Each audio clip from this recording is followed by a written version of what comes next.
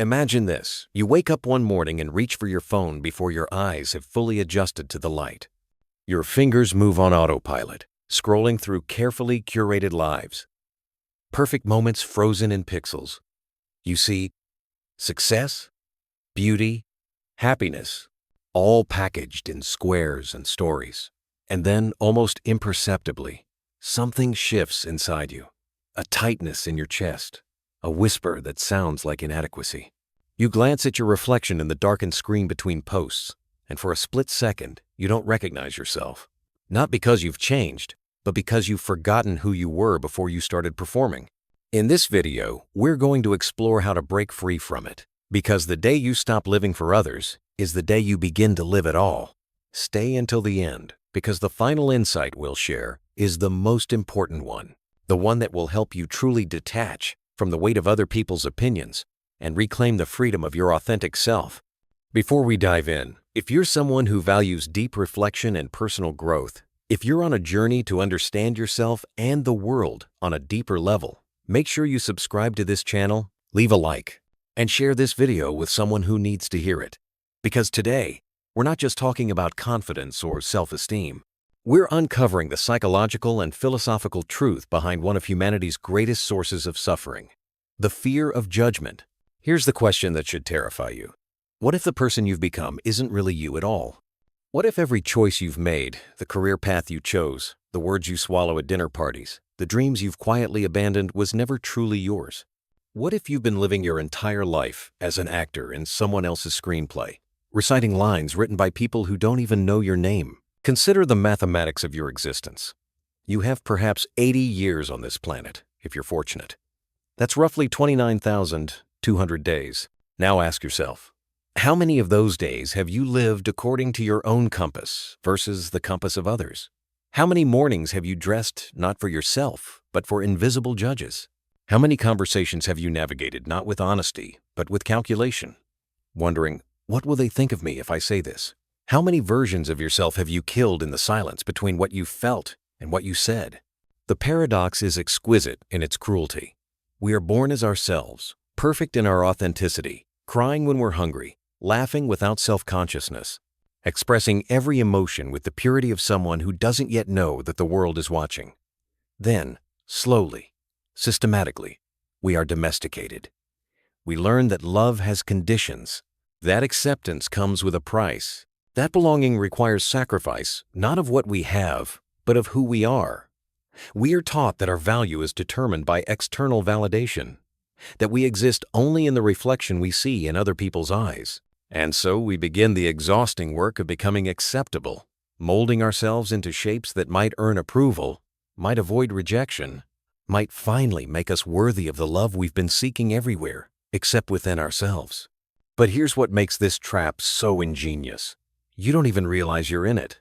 The cage of other people's opinions doesn't look like a cage. It looks like responsibility. It looks like maturity. It looks like being a good person. You tell yourself you're just being considerate, just maintaining harmony, just doing what needs to be done. You don't see that you've become a ghost haunting your own life, a spectator to an existence that should be yours but somehow belongs to everyone else. Think about the last time you made a significant decision. Did you ask yourself what you truly wanted? Or did you immediately begin calculating what others would think? When you chose your profession, were you following your passion or avoiding your parents' disappointment? When you ended or didn't end that relationship, was it because of what you felt or because of what breaking up would say about you? When you censored that idea, that dream, that wild impulse towards something different, was it because it was genuinely wrong or because you couldn't bear the weight of potential judgment? The disturbing truth is this. Most people die without ever having truly lived as themselves. They spend decades perfecting an image, maintaining a persona, defending a version of themselves that was designed by committee. They achieve success by someone else's metrics. They pursue happiness according to someone else's definition. They become strangers to their own desires, foreigners in their own skin. And on their deathbed, if they're honest, they don't regret the risks they took. They regret the life they never lived because they were too afraid of what people might think. This is not about rebellion for rebellion's sake. This is about something far more fundamental, the recovery of your own existence. Because right now, At this very moment, you are dying, not someday now. Every moment you spend performing is a moment of your irreplaceable life that you'll never get back. Every time you silence your truth to maintain peace, you are choosing a slow suicide of the soul. Every time you contort yourself to fit someone else's expectations, you are erasing yourself one compromise at a time. So here we stand, at the threshold of an uncomfortable question. What would remain of you if you removed everything you do for others? If you stripped away the performances, the carefully managed image, the personality you've constructed to earn approval, what would be left? Who is the person underneath all that armor? And more terrifyingly, have you been wearing the mask for so long that you've forgotten there's a face beneath it? The prison of other people's opinions didn't appear overnight. It was built brick by brick, starting the moment you first learned that your natural self wasn't enough.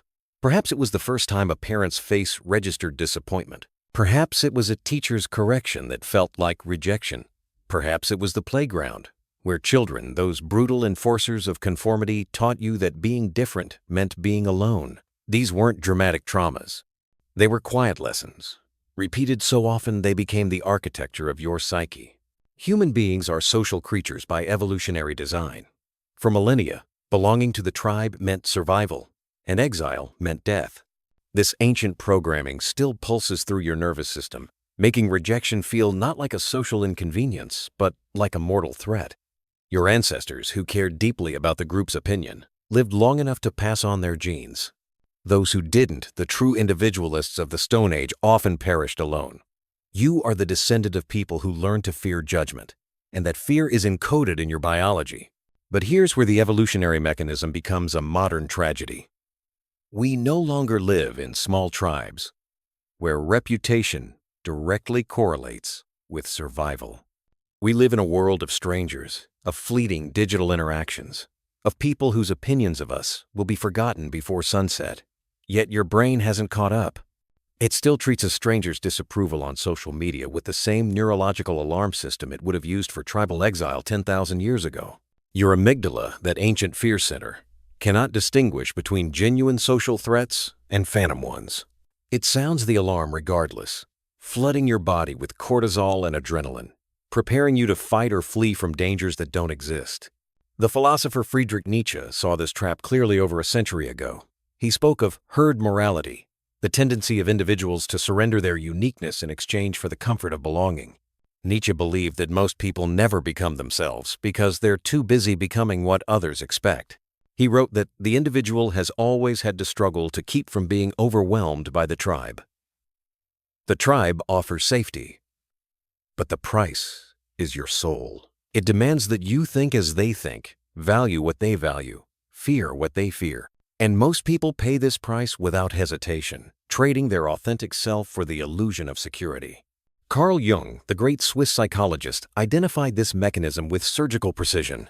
He called it the persona, the mask we wear to navigate social situations. The persona isn't inherently wrong. It's a necessary tool for functioning in society. You need some version of yourself that can show up to work, interact with strangers, maintain social order. But Jung warned of a grave danger. When you identify so completely with the mask that you forget it's a mask. When the role you play becomes the person you believe you are. When you've performed for so long that you've lost contact with the authentic self beneath the costume. This is the hidden problem at the heart of your suffering. You've confused your persona with your identity. You've spent so many years crafting an acceptable version of yourself, one that gets promoted, gets liked, gets approved, that you've buried the real you so deep you can't find it anymore. Every compliment you receive feeds the mask, not the face. Every achievement validates the performance, not the performer. You've become extraordinarily successful at being someone you're not, and now you're trapped in that success, unable to escape without losing everything you've built. The existentialist philosopher Jean-Paul Sartre called this bad faith, the act of lying to yourself about your own freedom. You tell yourself you have no choice but to conform, that circumstances force you to live this way, that you're simply being responsible or realistic. But Sartre argued that you're always free, even when you pretend you're not. Every moment you choose to prioritize others' opinions over your own truth, You are exercising your freedom. You're just exercising it in the direction of self-betrayal. The tragedy isn't that you're trapped. It's that you're pretending to be trapped while holding the key. This self-deception runs deeper than you imagine. You've developed sophisticated mechanisms to justify your imprisonment. You call people-pleasing kindness. You call self-abandonment compromise. You call fear pragmatism. You've built an entire philosophy around why you can't be yourself, and it sounds so reasonable, so mature, so necessary. But underneath the rationalizations, there's a truth you're afraid to face. You're not living for others because you have to. You're living for others because you're terrified of what would happen if you stopped. The cost of living for others isn't paid all at once. It's extracted slowly, invisibly, like interest compounding in reverse, draining your vitality one decision at a time, until you wake up one day and realize you're bankrupt in every way that matters. You look successful on paper. Your resume is impressive. Your social media presence is curated to perfection. But inside, there's a hollowness you can't name, a feeling that you're living someone else's life in your own body. Consider what happens to your brain when you constantly suppress your authentic self. Neuroscientists have discovered that the act of self-monitoring, constantly evaluating how you're being perceived, activates the same neural networks associated with threat detection. Your prefrontal cortex, which should be solving problems and making creative connections, is instead consumed with social calculations. Did that come across wrong? What are they thinking? How should I adjust? This chronic self-surveillance exhausts your cognitive resources. It's why you feel drained after social events where you've been performing, even if nothing objectively stressful occurred. You've been running a marathon inside your own mind. The psychological consequences are even more insidious. When you habitually prioritize others' opinions over your own inner truth, you develop what psychologists call an external locus of control. Your sense of worth becomes entirely dependent on forces outside yourself. Good opinion from others? You feel worthy. Criticism or indifference? You feel worthless. You become a puppet dancing to strings you can't see, held by hands you'll never please. This creates a devastating vulnerability. Your emotional state is now hostage to the moods, projections, and judgments of people who are themselves confused, wounded, and struggling with their own demons. Abraham Maslow observed this tragedy in his research on self-actualization. He found that very few people ever reach the top of his hierarchy of needs, the place where you become fully yourself, because most get stuck in the lower rungs, endlessly seeking safety through approval. They optimize their lives for minimizing rejection rather than maximizing authenticity. And here's the cruel irony. This strategy doesn't even work. No matter how much you contort yourself, you cannot control what others think. Their opinions are shaped by their own fears, traumas, and projections. When someone judges you, they're not really seeing you, they're seeing the parts of themselves they've disowned, reflected back. The Danish philosopher Søren Kierkegaard identified what he called the sickness unto death, a form of despair so normalized that people don't even recognize they're in it. He described it as not willing to be oneself, or wanting to be rid of oneself. This is the modern epidemic. Millions of people who have betrayed themselves so thoroughly that they've lost the ability to tell the difference between who they are and who they're pretending to be. They feel vaguely miserable but can't identify why. They have everything they thought they wanted but feel nothing. They're successful by every external metric yet profoundly empty. This emptiness has tangible effects on your relationships. When you're not authentic, you cannot form genuine connections. Think about it. If you're constantly managing your image, you're not actually present with other people, you're performing for them. The validation you receive isn't for you. It's for the character you're playing. So even when people say they love you, there's a secret voice inside that whispers, they don't really love me. They love this version if they knew the real me. And so the loneliness deepens, even in a crowded room, even in a committed relationship, because the real you remains unseen. Your creativity dies too. Innovation requires risk. Art requires vulnerability. Growth requires experimentation. But when you're enslaved to others' opinions, you cannot take risks. The potential judgment is too terrifying. So you play it safe. You choose the conventional path. You repeat what's already been validated. Your unique gifts, the contributions only you could make, remain locked inside you, unexpressed and slowly dying. The world loses what you could have offered, and you lose the vitality that comes from expressing your authentic nature. Perhaps most devastatingly, this pattern gets transmitted to the next generation. Children learn not from what you say, but from what you do. When they watch you suppress your truth, hide your emotions, and sacrifice your authenticity for approval, they learn that this is how life works. They inherit your cage. Your fear of judgment becomes their fear. Your self-abandonment becomes their template. And so the cycle continues. Generation after generation, each one teaching the next how to betray themselves in the name of belonging. The unseen consequence is this: you don't just lose time or opportunities, you lose yourself. Day by day, choice by choice, you become less real. And the tragedy is that you don't even notice it happening until you're so far from your authentic self that the journey back seems impossible. The path to freedom begins with a single, radical act: telling the truth, not the polished truth, not the diplomatic truth, not the truth that makes everyone comfortable, the raw, unfiltered truth of what you actually think, feel, and want. This sounds simple, but it's the most revolutionary thing you can do because you've spent your entire life learning to lie to others, yes, but more fundamentally, to yourself. Start here. The next time you feel the impulse to adjust your opinion, soften your boundary, or hide your reaction to please someone, stop. Pause in that exact moment of betrayal and ask yourself, what am I actually feeling right now? What do I actually want? Not what you should feel, not what would make you look good. What's true? This pause, this tiny moment of honesty, is where liberation begins. It's uncomfortable because you're breaking a pattern that's been running automatically for years, maybe decades. Your nervous system will protest. It will flood you with anxiety, warning you that honesty is dangerous, that you'll be rejected, that disaster awaits. Feel that fear, acknowledge it, and speak your truth anyway. The Stoic philosophers understood this principle profoundly. Epictetus taught that freedom lies in distinguishing what you can control from what you cannot. You cannot control how others perceive you. You cannot control their reactions, their judgments, their decisions about you. These things are fundamentally outside your power, which means worrying about them is not just pointless, it's a form of insanity. What you can control is your own mind, your choices, your integrity. When you anchor yourself in what's actually within your control, other people's opinions lose their power.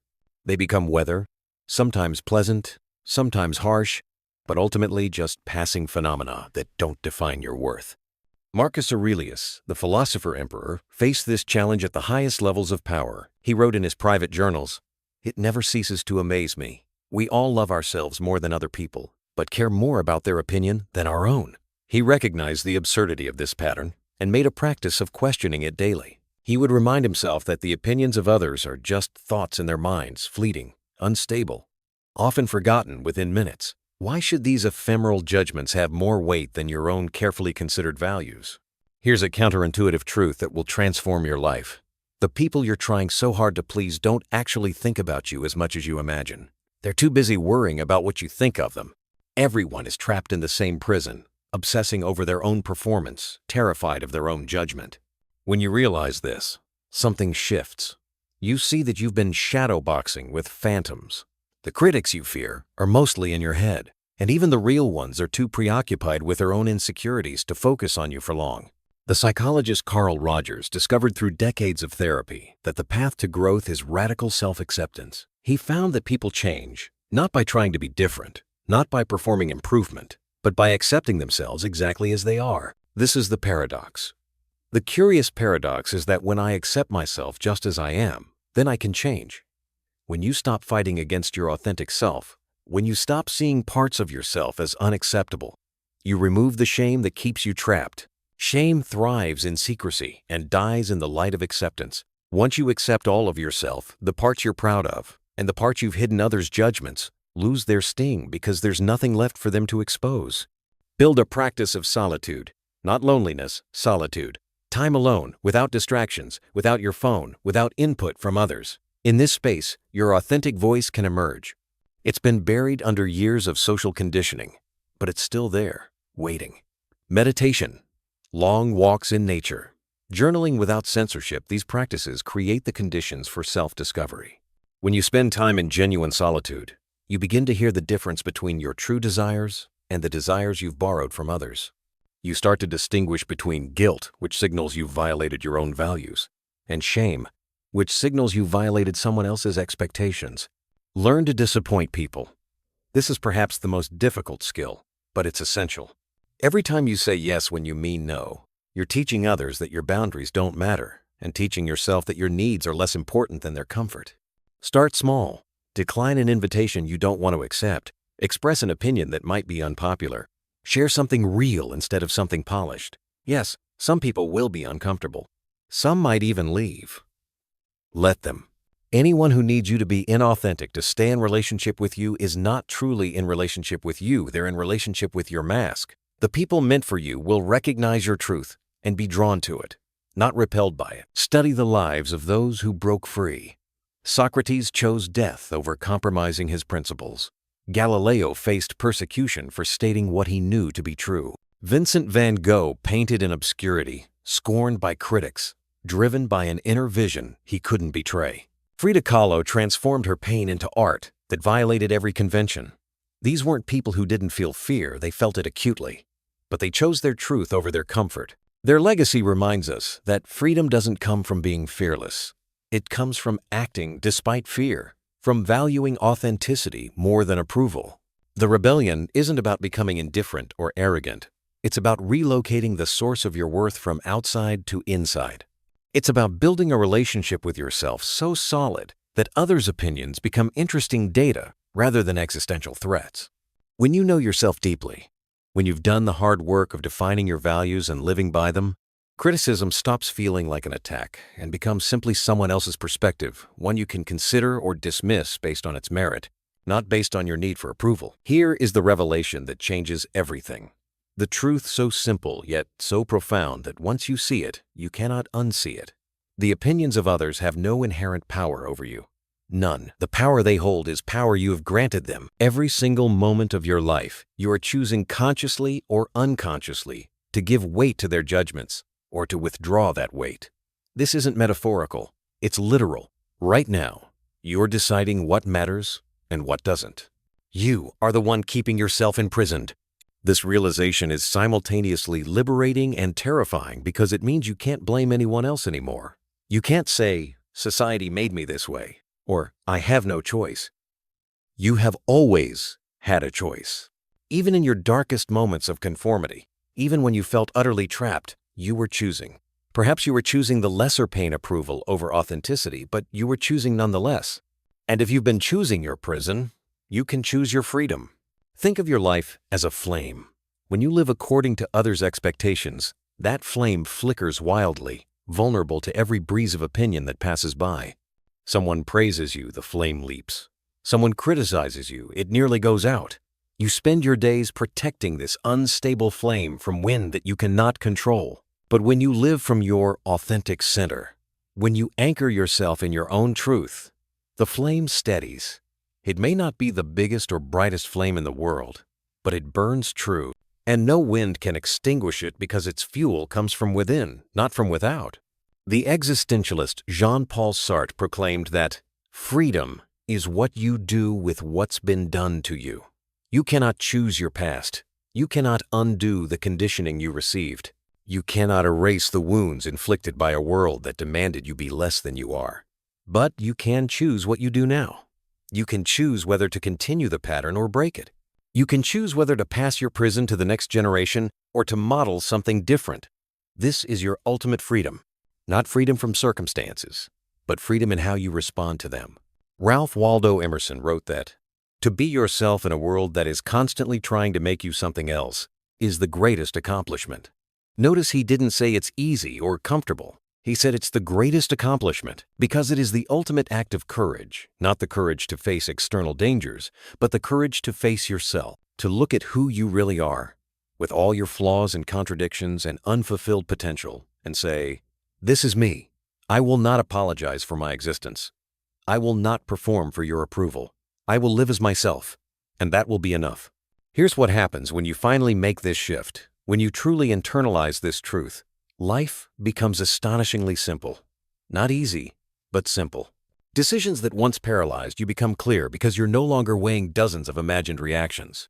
You're asking one question: what is true for me? Relationships transform because you're no longer attracting people to a false image. You're connecting with those who resonate with your authentic frequency. Work changes because you're pursuing what matters to you, not what impresses others. Even failure loses its sting, because failure of your authentic attempt is infinitely more honorable than success at being someone you're not. You stop comparing yourself to others because you finally understand that you're on a different path entirely. Their journey is not your journey. Their values are not your values. Their definition of success is not your definition. You're no longer in competition with them because you're no longer playing the same game. You've stepped off the treadmill of comparison and onto a path that only you can walk. The peace that comes with this realization is unlike anything else. It's not the peace of having everything figured out. It's not the peace of being universally loved. It's the peace of alignment when what you think, what you say, and what you do are in harmony. No more internal warfare. No more exhausting self-monitoring. No more carrying the weight of a dozen different versions of yourself for different audiences. Just one life, one truth, one you. But, and this is crucial, this freedom demands something of you. It demands that you accept the discomfort of being misunderstood. When you live authentically, not everyone will like you. Not everyone will understand you. Some people will judge you. Some will leave. Some will be threatened by your freedom because it reminds them of their own captivity. You must be willing to let them go. You must be willing to walk your path even when it diverges from the crowd. You must be willing to stand alone if necessary, knowing that true connection only happens between authentic selves, not between masks. The mystic poet Rumi understood this profoundly when he wrote, "Don't be satisfied with stories, how things have gone with others. Unfold your own myth." Your life is not meant to be a repetition of someone else's story. It's not meant to be the fulfillment of your parents' dreams, or your culture's scripts, or your generation's trends. It's meant to be the revelation of something that has never existed before and will never exist again. You, fully expressed. Here is the final truth, the one that makes all the others possible. You are going to die. Not someday in the abstract future, relatively soon. Whether you have 5 years or 50, it will pass in what feels like moments. And on that deathbed, no one will be with you except yourself. Not the critics, not the crowd, not the people whose opinions you sacrificed your life to manage. Just you, facing the ultimate question, did I live? Not, did I survive? Not, did I look good? But, did I actually live?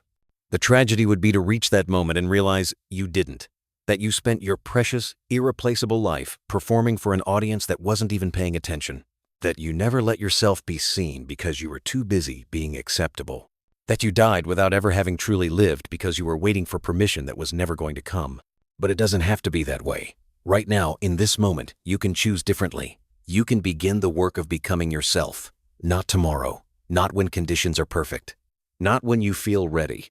Now, because this moment is all you have, this breath, this choice, this opportunity to live as you truly are rather than as you think you should be.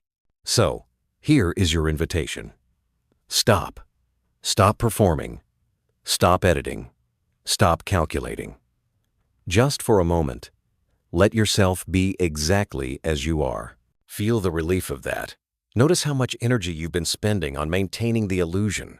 Notice how exhausting it's been, and then make a quiet promise to yourself. From this day forward, you will honor your truth above all noise. You will measure your life not by applause, but by alignment.